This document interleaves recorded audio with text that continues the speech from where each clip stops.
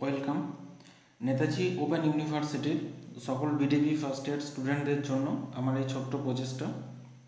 Request করব যে ভালো লাগলে আপনারা লাইক, কমেন্ট, শেয়ার এবং সাবস্ক্রাইব করবেন।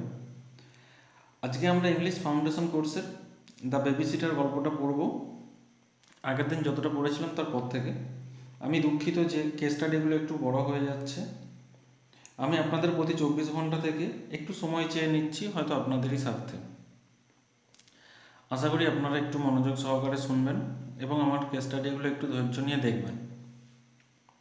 আগের দিন কতটা পড়েছিলাম?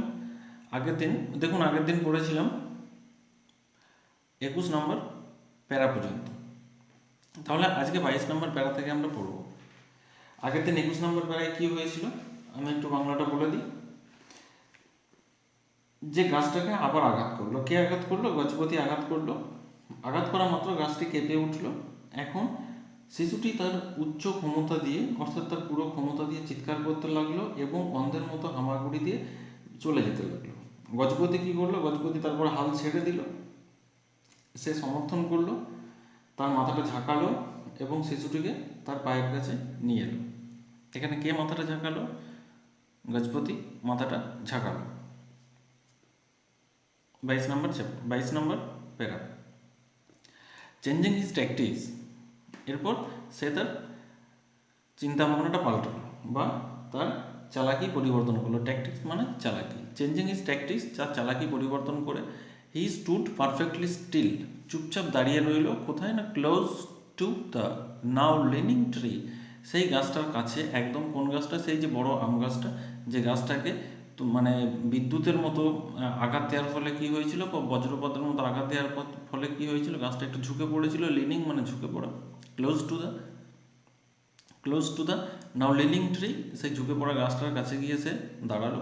অ্যান্ড ওয়াচড, এবং চুপচাপ দেখতে লাগলো। দ্য হাইনাস ওয়ার হাংরি, হায়নারা কিন্তু খুব ক্ষুধার্ত ছিল। বোল্ড, সাহসী, and began to close in, এবং তারা আস্তে আস্তে আরও কাছে আসতে লাগলো। They were watching the elephant with respect, তারা হাতিটাকে খুব ভালোভাবে দেখছিল। But they did not allow for the slack of the chain, কিন্তু তারা চাইছিল না যে হাতির পায়ে যে চেনটা বাঁধা আছে সেটা কোনো রকম একটু ঢিলেঢালা হয়ে যায় বা একটু আলগা হয়ে যায়। তাহলে এটা কী হলো? 22 নম্বর প্যারাটার তার চালাকি পরিবর্তন করলো। কার চালাকি? না, হাতি তার চালাকি পরিবর্তন করলো। সে চুপচাপ দাঁড়িয়ে রইল এবং কি না, ঝুঁকে পড়া গাছের কাছে সে চুপচাপ দাঁড়িয়ে রইল এবং সে কি দেখতে লাগলো? যে হায়নাগুলি ছিল ক্ষুধার্ত, হিংস্র এবং সেগুলো কাছে আসতে লাগলো।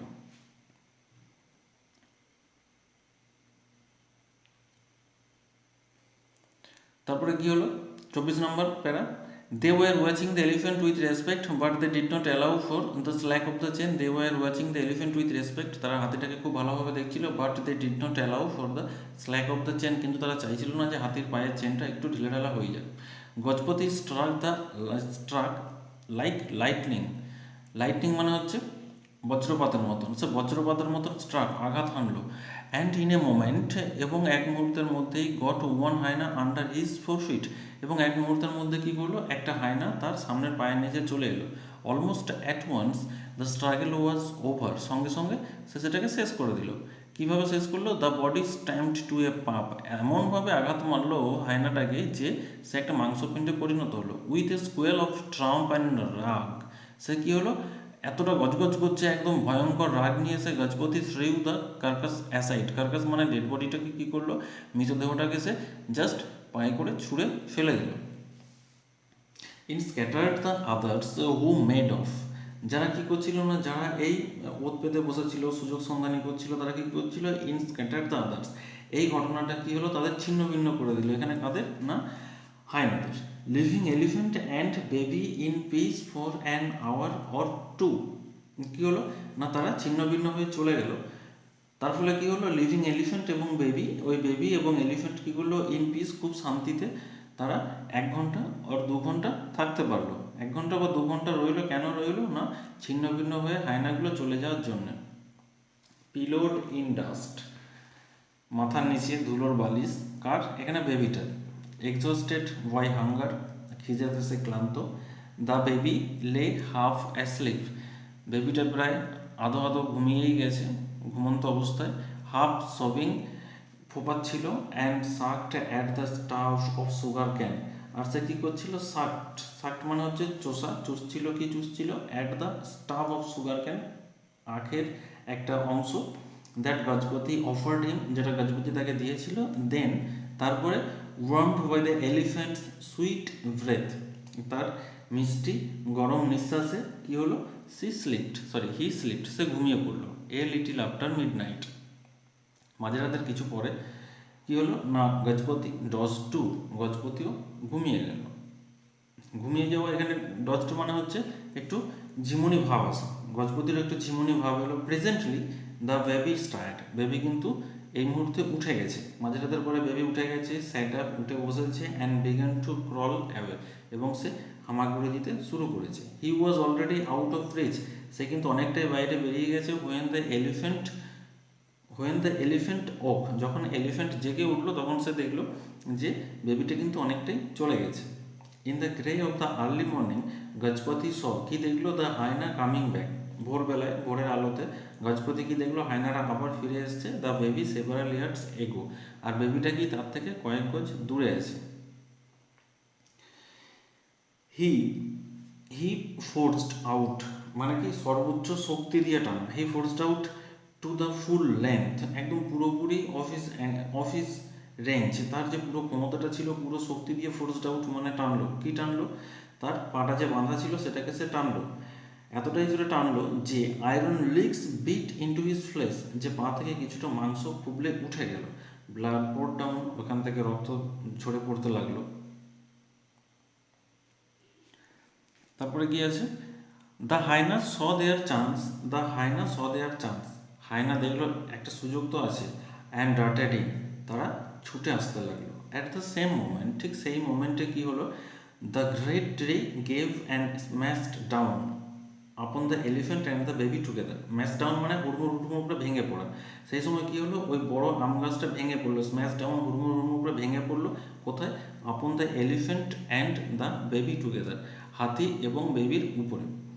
Breaking branches and rushing leaves covered them both, ডালপালা এবং লতাপাতা তাদের পুরোপুরি ঢেকে দিল। The violence sent the hyenas off in a flash, ব্যাপারটা কি হলো, সেন্ট অফ মানে হচ্ছে তাড়িয়ে দেওয়া, বিতাড়িত করা।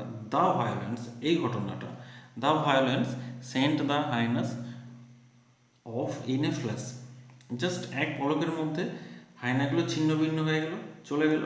দে ডিড নট রিটার্ন, তারা কিন্তু আর ফিরে এলো না। হোয়েন, যখন, Karim and his wife ran gasping to the camp, যখন করিম এবং তার ওয়াইফ র্যান গ্যাসপিং মানে হচ্ছে হাঁপানো, হাঁপাতে হাঁপাতে ক্যাম্পে ফিরে এলো।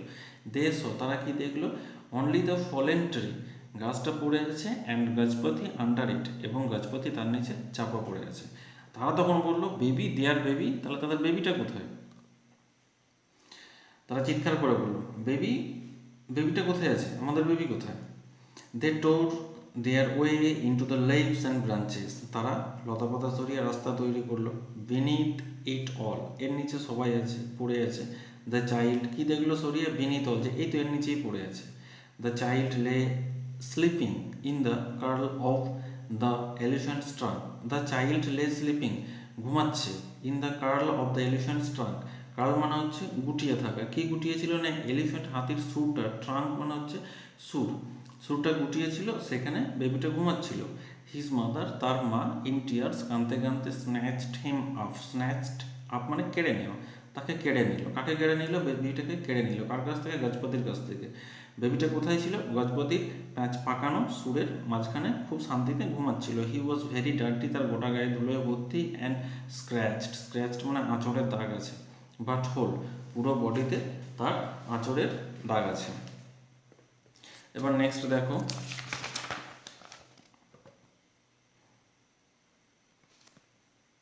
অ্যান্ড গজপতি, তাহলে গজপতি কোথায়? He lay with closed eyes beneath the tree, সে গাছের নিচে চোখ বন্ধ করে শুয়ে আছে। এই যে দেখো গাছের নিচে চোখ বন্ধ করে শুয়ে আছে, এটা তারা কি ভাবছিল যে হয়তো হাতিটা আরাম করে ঘুমাচ্ছে। ফুল ট্রেটর রাইট করিম, করিম কি বলছে যে বিশ্বাসঘাতক। So was the baby nothing to thee, বেবিটার কি কোনো মূল্য নেই তোমার কাছে? That thou wouldst break loose and leave him, যে তুমি তাকে ছেড়ে দিয়েছো, সে বেরিয়ে গেছে সার্কেলের বাইরে, তুমি কোনো খেয়াল রাখোনি, বেবিটার কি কোনো মূল্য তোমার কাছে নেই?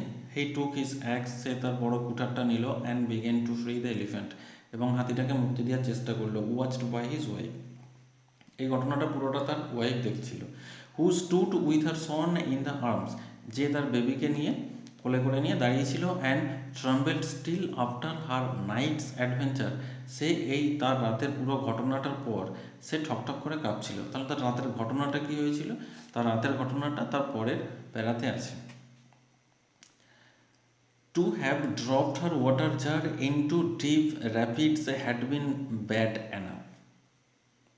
দেখো, টু হ্যাভ ড্রপড পড়ে যাওয়াটা, হার ওয়াটার জার তার জলের পাত্রটা কোথায়? ইনটু ডিপ র্যাপিডস, ওই প্রচুর খরস্রোতা নদীতে, যে নদীতে সে গিয়েছিল জল আনতে, সেই নদীতে তার জলের পাত্রটা পড়ে যাওয়াটা হ্যাড বিন ব্যাড অ্যানাফ, খুব একটা বাজে অভিজ্ঞতা হয়েছিল।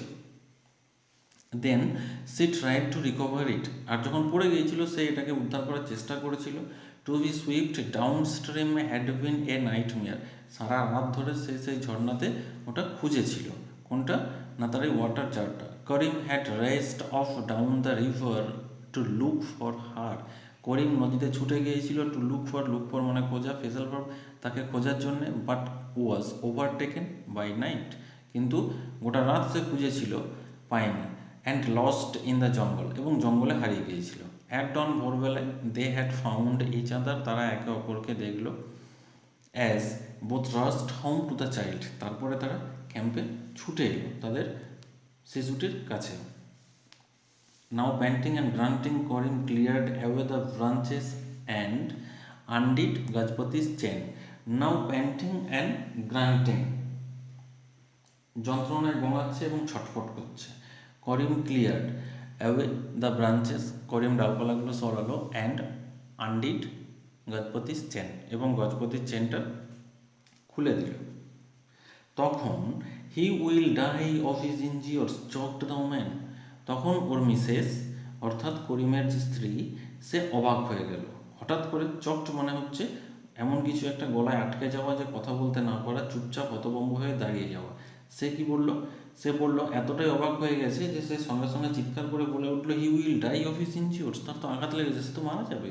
এখানে হিটা বলতে গজপতি।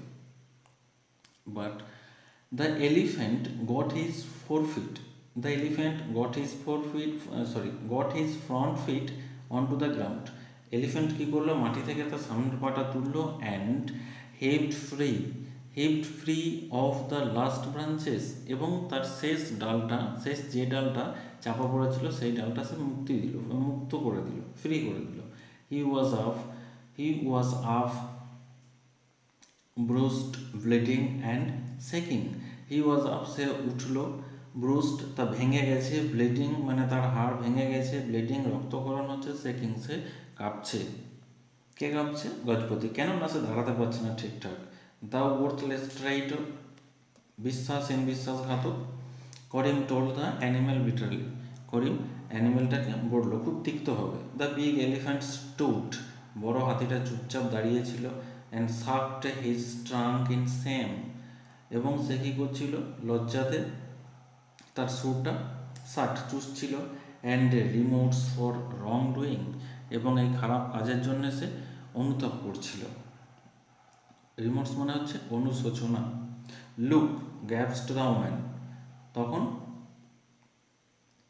ওম্যান কি বলছে? দেখো।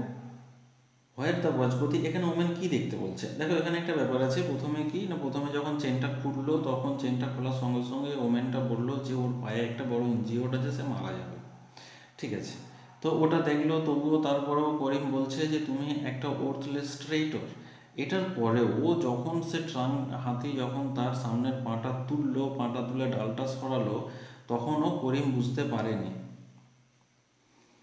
তো হাতি চুপচাপ দাঁড়িয়ে আছে, সে দাঁড়িয়ে কি করছে, যে নিজের সুর দিয়ে নিজের সুরটা সে লজ্জায় চুষছে এবং রিমোটস ফর রং ডুইং, এবং সে এরকম একটা খারাপ কাজের জন্য নিজে অনুতপ্ত হচ্ছে।